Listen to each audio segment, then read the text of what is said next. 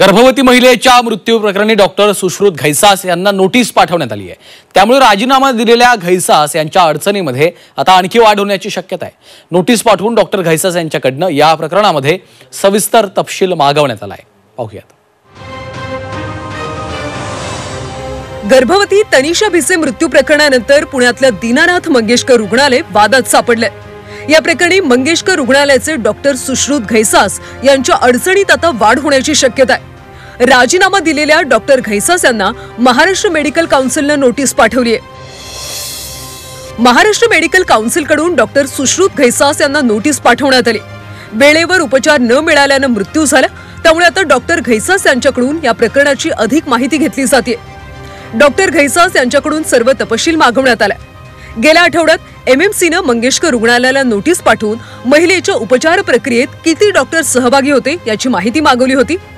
एमएमसीच्या नोटिशीला उत्तर देताना डॉक्टर घैसास या महिलेच्या उपचारात समाविष्ट असल्याचं सांगण्यात आलं। रुग्णालयाच्या प्रतिसादाच्या आधारे एमएमसीने डॉक्टर घैसास यांना नोटीस पाठवली आहे। रविवारपर्यंत डॉक्टर घैसास यांच्याकडून माहिती येणं अपेक्षित आहे।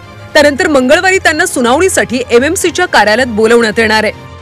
डॉक्टर घैसासांवरती नोटीस बजावून ही कारवाई थांबवली नाही पाहिजे, तर दीनानाथच्या प्रशासनावरती देखील ही कारवाई झाली पाहिजे।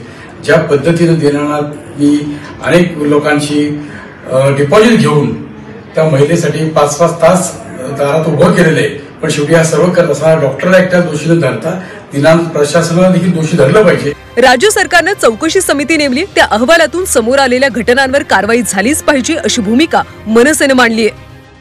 राज्य सरकारने जी चौकशी समिती नेमली आहे त्या चौकशी समितीच्या अहवालातून ज्या ज्या बाबी उघडकीला येतील, ज्या ज्या बाबींमध्ये मंगेशकर रुग्णालयाचं प्रशासन हे या दुर्दैवी घटनेबद्दल दोषी ठरवलं जाईल, त्या बाबींबद्दल कारवाई ही झालीच पाहिजे। तनिषा भिसे मृत्यू प्रकरणानंतर मंगेशकर रुग्णालयावर प्रचंड टीका झाली। डॉक्टर घैसास यांच्यावर सुद्धा गंभीर आरोप करण्यात आले। आता थेट डॉक्टर घैसास यांना नोटीस पाठवण्यात आल्याने त्यांच्या अडचणी वाढण्याची शक्यता आहे। चंद्रकांत फुंदे, झी 24 तास, पुणे।